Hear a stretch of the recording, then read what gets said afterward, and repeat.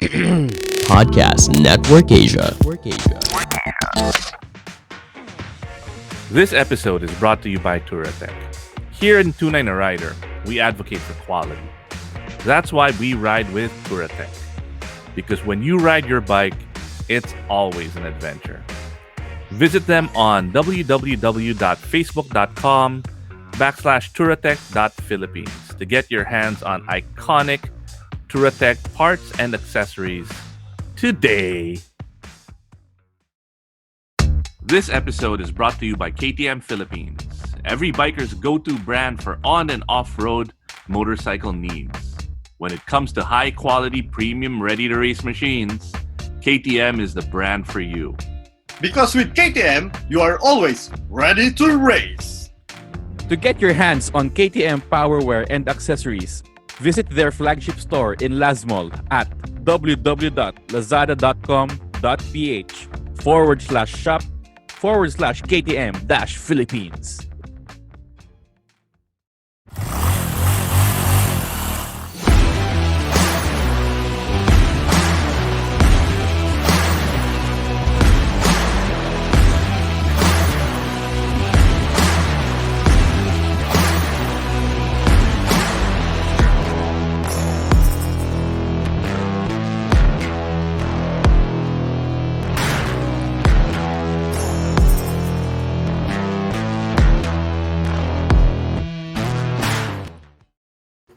Ang dami natin tropa. And, okay, so I just gotta say, last episode was ridiculous. The engagement, the mga rockstar, mga bida, the biggest names in the motorcycle industry were on the show. Nakakapagod po yun. Hindi na control ni Ibe. Hindi. So, this episode is my pahinga episode to celebrate May the 4th. Sobrang chill episode to. So, we've got our good buddies, syempre, mga regular, si Tunay na Pogi, Noli. And we've got another rock star, Emil Manangkil. Manananananananananananangkil.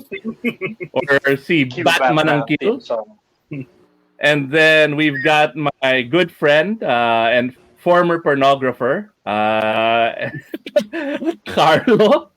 Pasuotin mo ng KTM jacket si Carlo mo, mapapagkamalan na is as each other. I will accept KTM jacket donations. I will gladly wear those colors. Speaking of KTM, Jolly. Nako. Alam nyo, bago ang KTM iba, di talaga natin pwedeng mawala ang ating pasasalamat sa Podmetrics dahil they made this podcast possible. So, sa mga gustong magtayo ng podcast or gustong mag-advertise or mag-monetize ng podcast, madali na lang yan ngayon.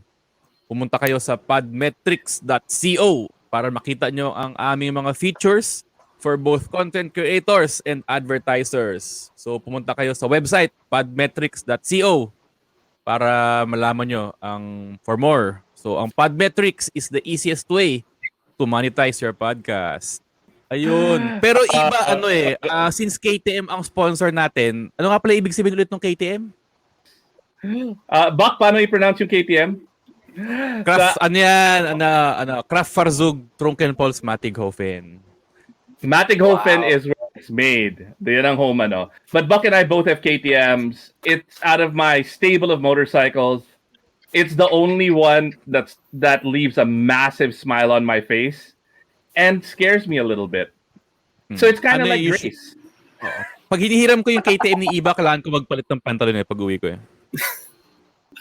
All right. So, yeah, this week we've got the top 10 sci-fi bikes. Again, this is a chill episode.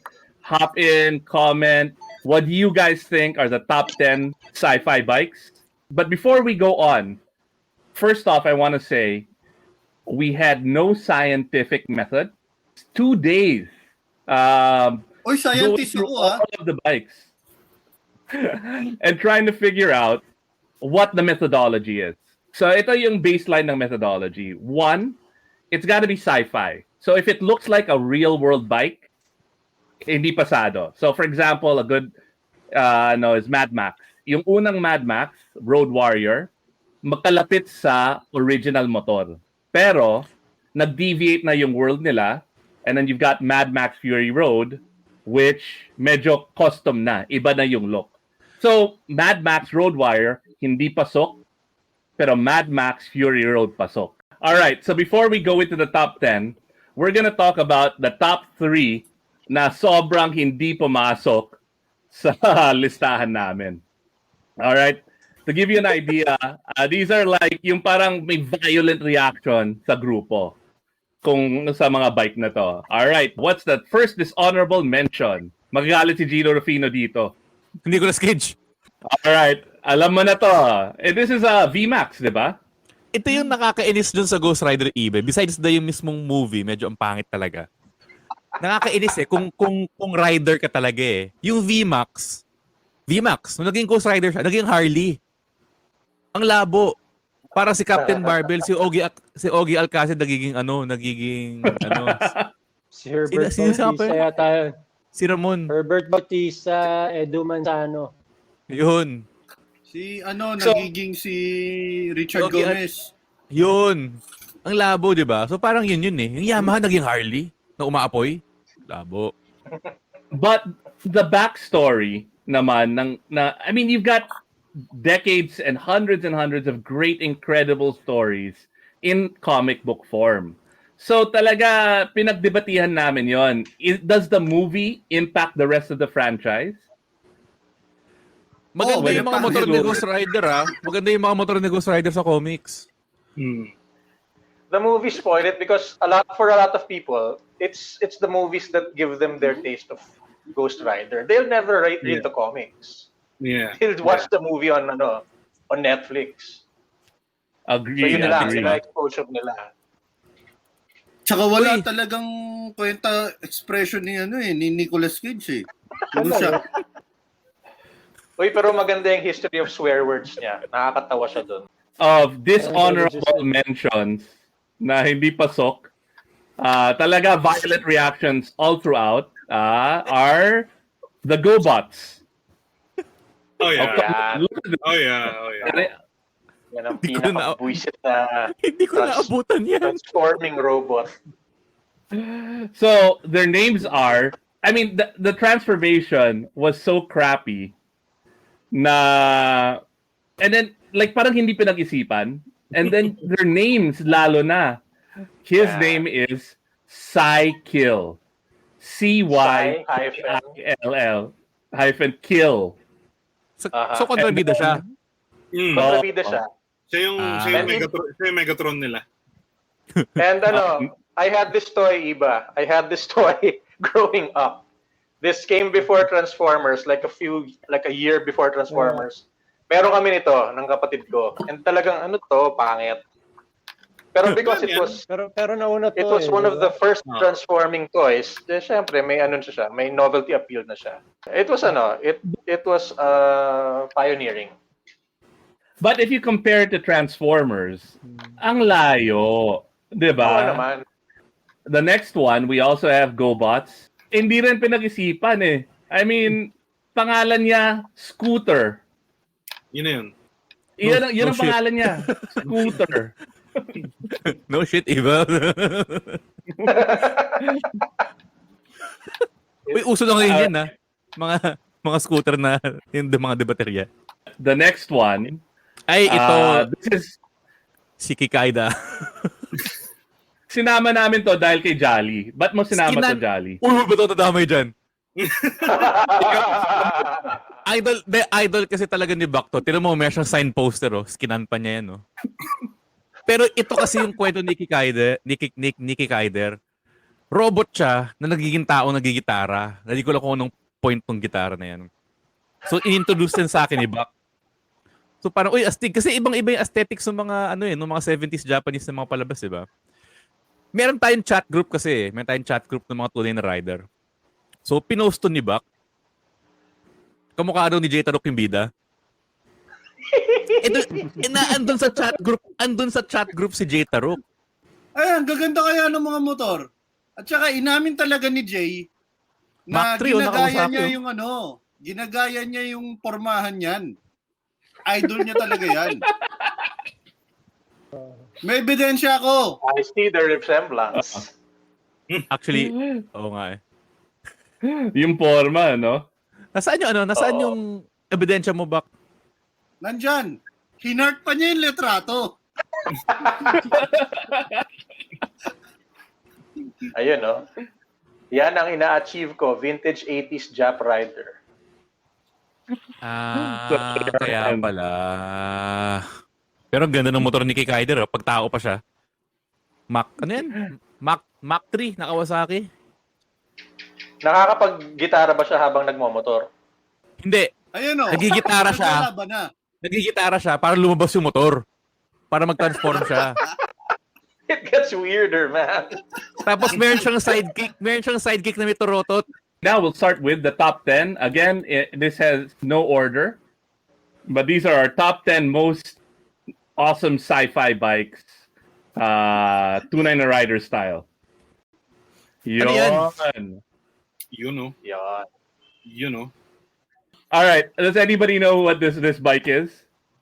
Ako hindi. Si Gino Rufino, Mospida, si Ren. Nagkakaalaman na ng edad.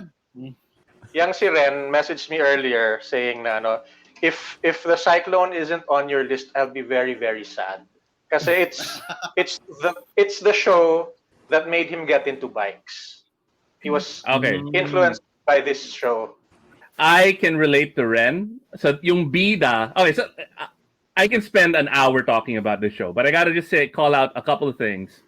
It came out as Mospida and Genesis Climber in Japan. Hindi ko na nakapanood yon. I watched it as Robotech.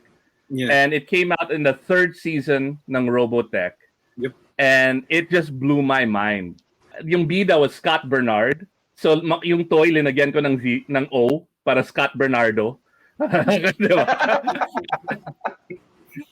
And it is a military operation, soldier protection, emergency aviation, dive armor. Yun ang Mospida. Oh, it's an Ang acronym. haba naman nun. Parang Komembo. Yeah. Parang KTM. It's built into the chips ng Robotech, and when they would land, magdi-deploy yon, and yun ang ginagamit nila pang recon, and then it would become armor, and I thought it blew my mind. Am I the only one? Napanood ko din yan. Sa Star World noong 90s. Parang early 90s. Season 3 Robotech. 90s daw. Oo nga. Andiyan na si Sophie. Bawal na magmura. Tsaka tama na yung Kikaider. Baka magsumbong. Baka mayari tayo.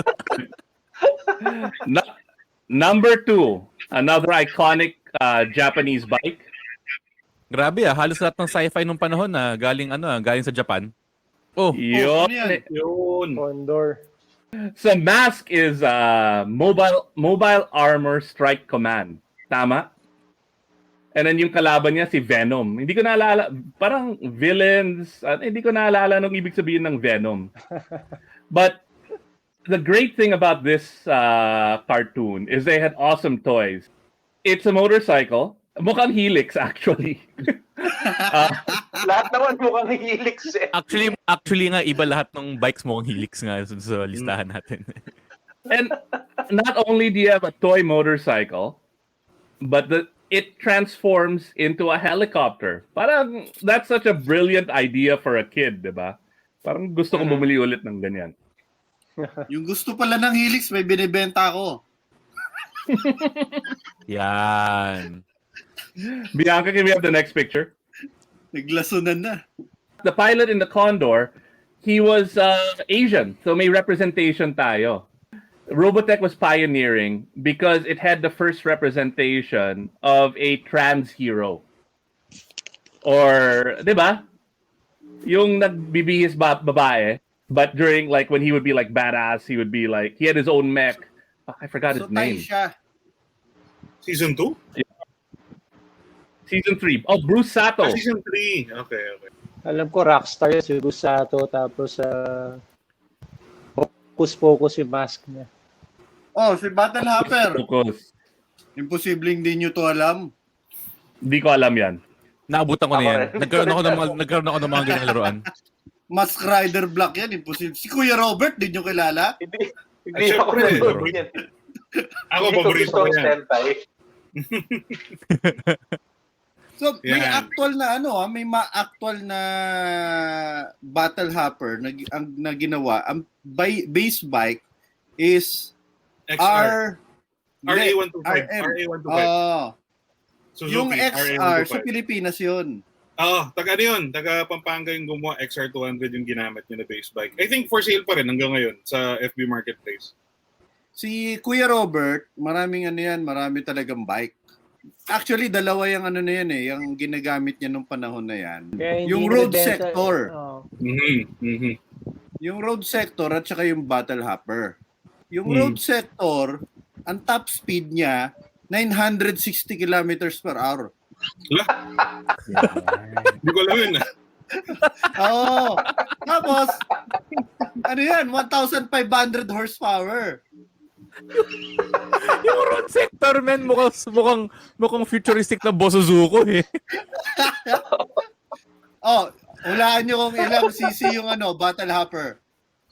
Ilan? 5,000. 125. 1,000. Buck Jolly and I have gone on a lot of moto adventures throughout the years. And we know that if you're in the middle of a 20-day cross-country ride, on top of a mountain in the pouring rain, or even just going for a Sunday quickie, you invest in quality. And that's why we're proud partners and users of Touratech gear. Hey Buck, where should our listeners go? They can check them out at Unit 5 Bell 2 Building, Shaw Boulevard, Pasig. Or go to the Touratech Philippines Facebook page. Touratech, new ideas for motorcycles.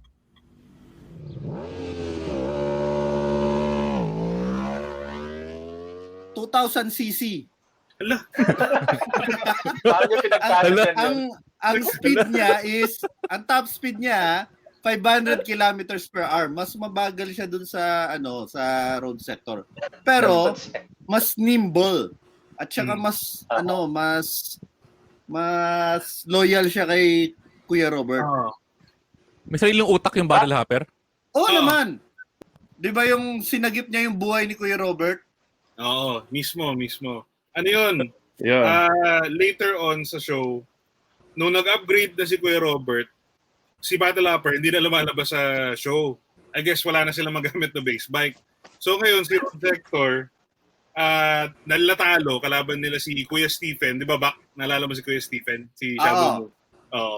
Yung kuya niya, nung muntik na mamatay si Kamen Rider Black, si Battle Hopper galing sa garahe, gumising, pumunta dun sa laban, hinarang niya yung sarili niya, namatay siya. Si Battle Hopper, namatay. Pinatay siya nung kuya ni Kuya Robert. Yun talaga yung nangyari doon. Si Battle Hopper mismo namatay. Kaya medyo nakakatawa eh. Parang sobrang roller coaster nung kwentuhan natin na parang, 2,000cc na dirt bike. May sariling utak. No. Ay, nagpakamatay. Saka ano yan, di ba ba't naglayas yan? Parang nung nakuha si Road Sector, nagtampo. Tapos parang for a while nawala si Battle Hopper. Yan, di ba? Tampo yan. May Nagtampo si eksena na That is so may bizarre. eksena yan na umaalis yan tapos sunset. Mag-isa, walang nakasakay. Tapos malungkot yung Yung music. yung music. Alam mo, mas interesado ako dun sa kung ano man yung tinitira ng mga writers ito habang ginagawa nila yun. Pero ang maganda dyan, ang ending niya, nabuhay siya, na-resurrect siya sa season 2. Sa itsura niya sa season 2. CJ meron nung season 1 eh. Yung season 2 ito eh.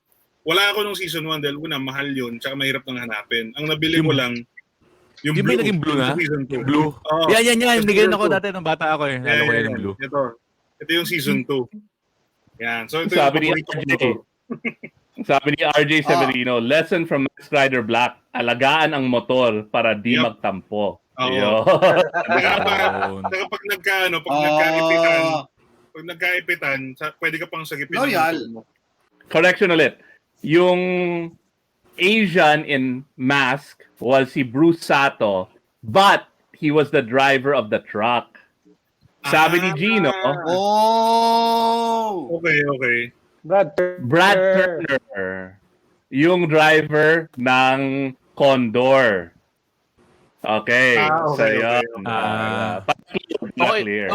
Okay lang yun, Iba, na intindihan kita na ano. Alam mo na yung pakiramdam na mag-Camry Live, no?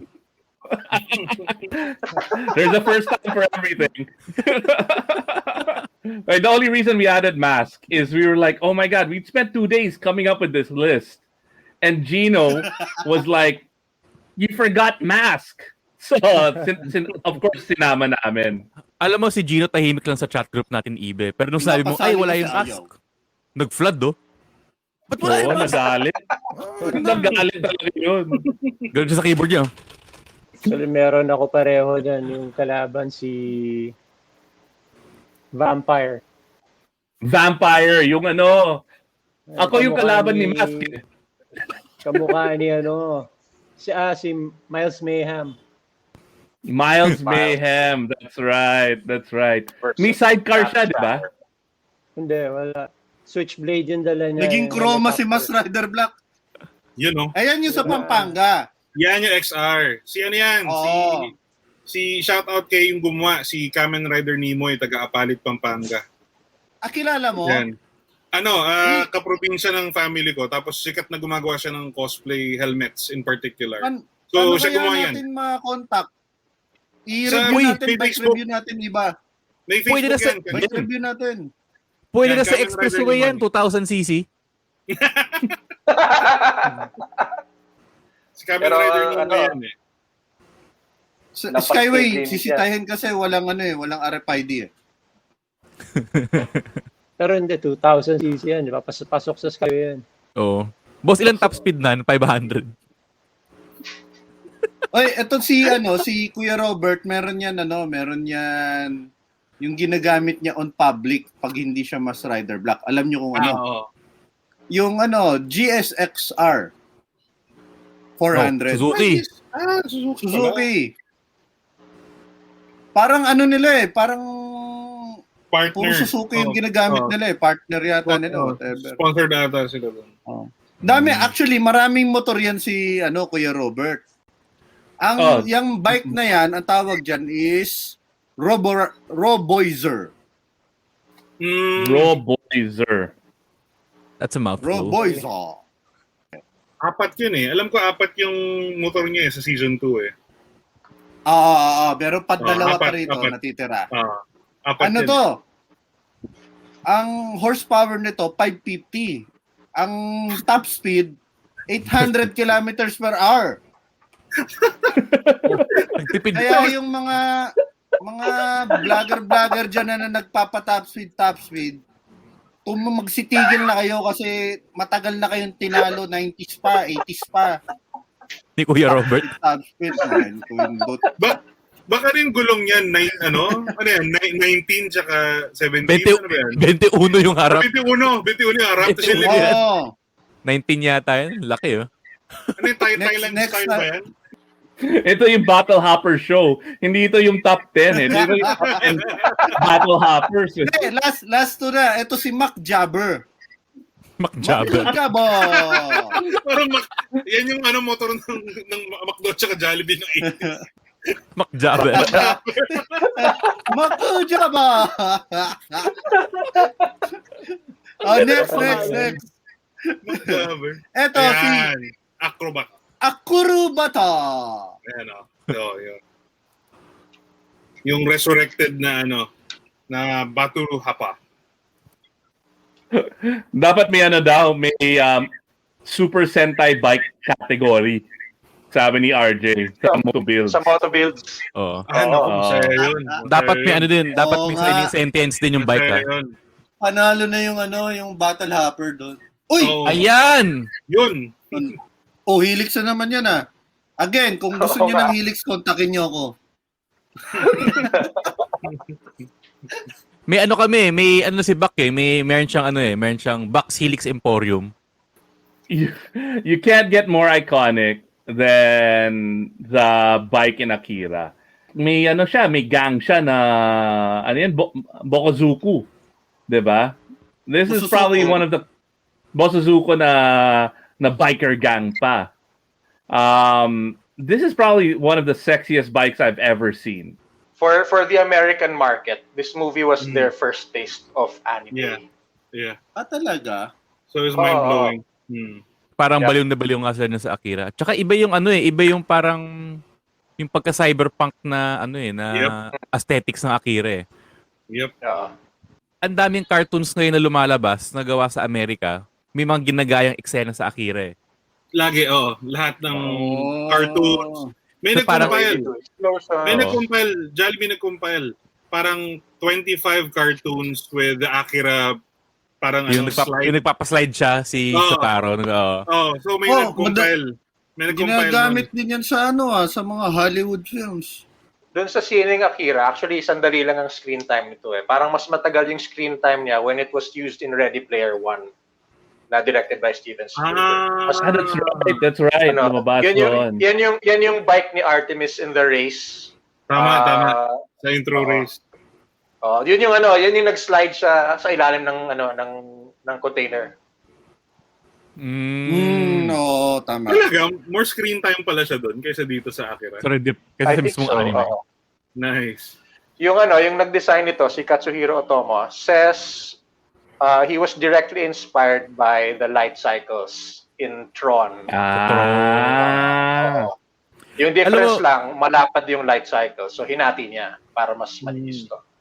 At saka ang nakakatawa pala dito sa motor niya na to, yung mga decals, yung mga logo. Puro Actual. ginaya Ano, na may binabago nila ng onte para di sila makasuhan. Talaga, akala ko yung legit na brand yung ginamit dyan, hindi ba? Hindi, tira mo yung Citizen, akala mo Citizen na relo, may may typo sa ja. Tapos yung BMW na logo baliktad. Na ako dun na Mandela effect ako dun. Akala ko legit. Ano pang next nating show? Next bike. Yun, no? Binabasa ko yung Wikipedia ng Batman. Yan daw yung Batcycle na version 2. Hindi, version 2 yan. Kasi yung version 1 hindi kasama. Kasi yung version 1 literal na Harley lang yung mga Batman na logo. So di ba sci-fi? The version 1 looks really like a motorcycle. Parang Harley na may na may unting Batman. Tapos yung kwento nun, pinasabog ni Penguin. Okay. Kaya yung pumalit, ganyan na, mukha ng sci-fi. Si Chupaeng talaga, Bakit naka-load si Burt Ward? Hindi ko nga alam eh. Parang diba pag nabangka ka, nilipad siya. Mukhang Hindi, may yan. May go-kart. May go-kart siya na sarili. Pag tumigil si Adam West, yung go-kart ni Burt Ward na abante, ganun ba yun? Pinang-launch May siya. model ako Tapos niyan eh. pinampapain si Robin. Robin sagot siya. Go ahead, Robin! Tapos papreno siya.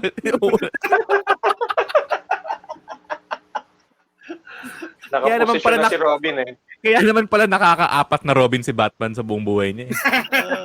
Lagi sumiself lang. Pag safe, saka lang magpo-proceed si Batman. Loko-loko rin eh. Magulang. Pero ito pa kasi, may isa pang iconic na motorsiklo sa Batman. Na kasabay nito, yung yung naka-base sa CB750, yung kay Batgirl. Yan. Hindi ko magets kung ano yung design requirements, ba't kailangan mo lagyan ng mga tassel dun sa dulo ng fairing. Pero siguro yan? Aerodynamics yan, Jolly. Aerodynamics yan. Tsaka may cooling system. Victorian. Victorian era. Doon nakikita ko mabilis ka na masyado. Pumapagpag Ano yung base bike yan? wild na yun. Honda yun eh. CB750. CB750. Oo. CB. Hindi, pero CB750 naka-disc brake naka-drum pa yun eh. Pero ito kasi mga motorsiklo ni Batman, syempre, sumasabay sa panahon. So, ngayon, ito yung pinaka-latest na rendition ng Batcycle, di ba? Yan, in the Batpod. Yan, 2005. Batpod. Yan yung version na evolution ng yung go-kart ni Burt Ward na binabato ng Yung bat mode nung kumakalas. Kumakalas. Hindi, kasi may nag-suggest na parang mas madami daw screen time si Catwoman dun Anne sa Hathaway. si Anne Hathaway dun sa Batpad. Oo, mas marami nga. Mas marami nga. So siya talaga nagda-drive nun. Oo. Maganda kasi Hindi kasi tignan. May comment si Nola. Ano? Si Nola nagko-comment, oh. Maganda kasi May maganda kasi MTRCB tignan si tayo. Catwoman. Kaysa kay Batman. Oo, Batman nakatakip yung kapa eh.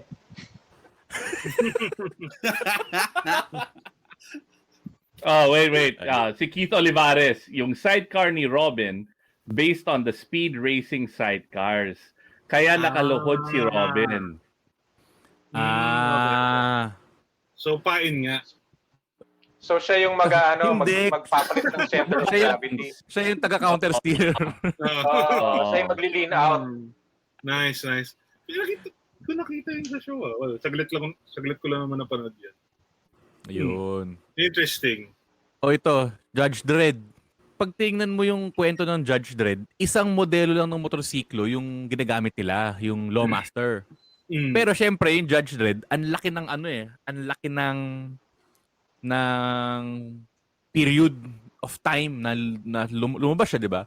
So yung Lawmaster, pabago-bago yung itsura niya. So yung sa comics, ganyan. Tapos yung next picture, yung si Sylvester 90s. Stallone pa. Yung 90s version. Ayun, mukha pang cruiser. Tapos yun yung parang kusang tumatayo, kusang lumalabas yung yung side stand. Tapos dun sa huli, yung parang yung Dredd, mga 2015 ba lumabas yun? Iba na, yung galing na, medyo 2013, oo. medyo Carl sweet. Urban. Front heavy yung motor niya. May base bike ba yan? Ano ba yung ginamit nila dyan? Sigurado ako yung headlight galing sa KTM. Dun sa huli, yung bago.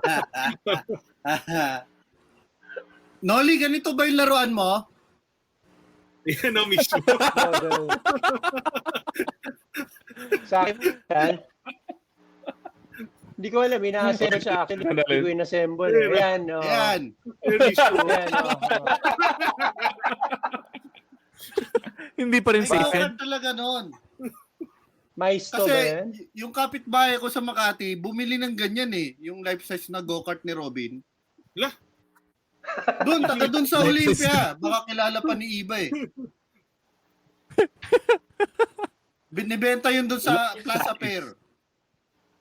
Ata, Life size. baka yun. Yung mga pedal Kami cart. Dante yan. Tigisa kami nung May isa pa palang feature yung motorsiklo ni Judge Dredd, 'di ba? Oh. Yung mga baril nila, lahat ng gamit ng mga judge diyan sa mundo na 'yan, naka-program sa kanila. So kapag may umagaw ng baril nila, sumasabog. Parang si Wesley Snipes. Oo. Pati yung motor, may sariling utak yung bike. Parang si Battle Hopper pala yan eh. Oo, pero Pero hindi nagpapakamatay. hindi siya Pero nagpapakamatay. hindi emo. Nagtatampo din ba yan? Hindi siya nag-ride sa emo. sunset. Si Battle Hopper emo yun eh. May base bike pala yan. Yung bagong motor na yan, yung pinakabagong lumabas, GSX 750 Suzuki. So parang Pero- kay Robert Okay na naman. Pero hinabaan. Hindi nagtatampo nga din yan, di ba, Bak? Kasi may Tatampo nga kay yan. Robert yan din eh. Pag walang piyesang makuha. Nako, You know? mahaba-habang usapan to. Yun, Hindi yan na. naman motorsiklo Okay. yan eh. Carlo. Walang gulong eh. Ito ang so sa Star Wars universe, in 1983, we were introduced to the 74Z speeder bike. And ewan ko, for me, for people my age, ito yung pinaka-iconic na na sasakyan na pwede mong we considered it the bike kasi you straddle it. And it was called the speeder bike. Gustong-gusto ko to maging totoo. Na yung Same. kaklase ko sa Ateneo, si Leslie Lagdameo, isa shoutout ko siya, lied to me and told him na meron siyang ganyan sa bubong ng garahe. And naniwala ako. I was 11. Naniwala ako. Scientologist yun, man. So in my young mind, inisip ko, posible kaya na meron talaga si Leslie ganun. Gina-justify ko talaga na meron. Ganun ko gusto yung bike na to. Pumunta ka ba sa kanila? Chinek mo? Ano? Chinek mo ba? Pumunta ka sa kanila? Pumupunta ako sa kanila. Lumitingin ako sa bintana pero wala. Malupit yan kung si Carlo pumunta na Ang ginamit ng tatay niya. Namalengke. Dalit feeder bike. Namalengke yung tatay. So anyway, yung speeder bike na to, it was also one of our prized toys na kami ng kapatid ko. Yung laruan yan, may kasama siyang biker scout. Pag pindutin mo yung yung parang backpack sa likod, sumasabog siya. So it was a pretty cool toy for its time, may battle damage. And trivia lang, ang designer nito is mainly si Ralph McQuarrie, who designed most of the Star Wars universe. Pero shared credit ito with a guy named Nilo Rodis Jamero, who's a Filipino. Oh, wow. Yep. And he designed the Princess Leia slave outfit, slave bikini. So hindi totoo yung na Pinoy yung gumawa ng lunar rover, pero totoong Pinoy yung gumawa ng speeder bike. Yun. Partial credit. Yung design daw ni Nilo Rodis was a blocky version of this na parang totoo. Yung engine was huge and ang ginawa ni Ralph McQuarrie, sinreamline niya. Pero yung armor ng Biker Scout is Nilo Rodis design. Purely sa kanya. Actually, speaking of the armor, okay, I know we're talking sci-fi here, but from a functionality perspective, no wonder palaging sumisemplang yung mga speeder scout. Wala siyang visibility, naka-blinder siya, oh. Parang kabayo. Kabayo. Sobrang yung helmet na yan. Sa may problema talaga yung designer nung Empire sa Star Wars. Kasi 'di ba kahit yung mga Stormtrooper wala sa matamaan. It's all about the helmet. It's all about the visibility, field of view. Yeah, wala kang peripheral vision dyan. You just think about it, he has to turn his whole head while Leia is on the other speeder bike, and now tatama siya sa puno.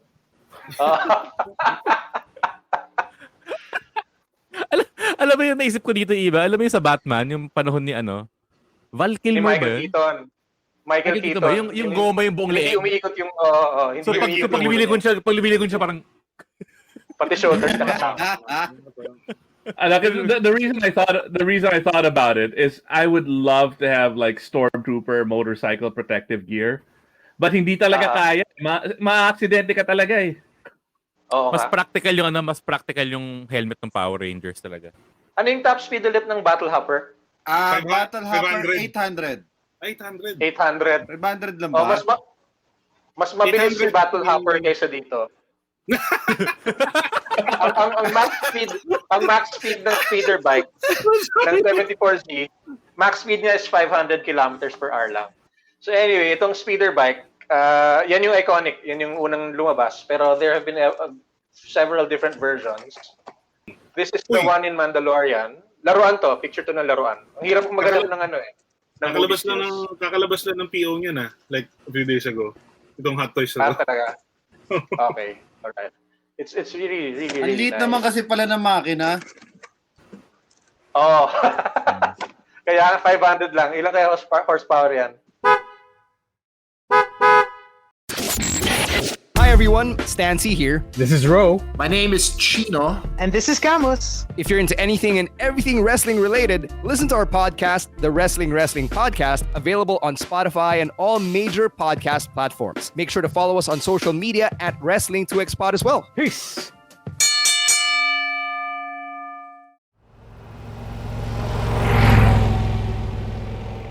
Tapos you don't see any jets coming from this, any rockets. Kasi yung classification ng vehicles na to, they're called repulsor craft. So yun yung equivalent ni Star Wars ng anti-gravity. Iron Man. So yung I guess. So the snow speeder, actually it's really called the air speeder repulsor craft. Yung sasakyan ni Luke Skywalker sa A New Hope, repulsor craft din yun. Okay, Uy, ito lumabas ganda sa yan. episode 1. Yung ano, this is called the Blood Fin. It's also a repulsor craft. Yan yung ride ni Darth Maul. Alam mo si And- Darth Maul yung parang sobrang angas niyang character sa Star Wars. Pero ba't ganyan yung speeder niya? Parang nakaka-emasculate naman.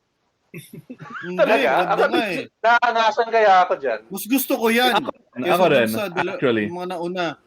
Walang nguso eh. Walang tulis. Alam mo yun? Alam mo yung mga Hindi siya motorcycle. compensating. Wait. Hold on.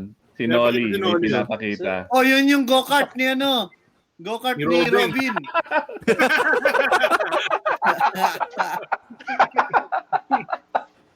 Parang ang sakit sa puwet niya na. Ay hindi, nakadapa pala siya dyan. No? Nakadapa ka, magdamag. Sakit sa Ito, singit talaga yan. sa puwet. Sakit sa singit yan.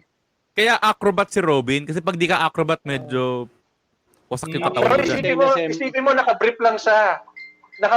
Tapos yan Symbol, Leotard naman, di naman brief lang.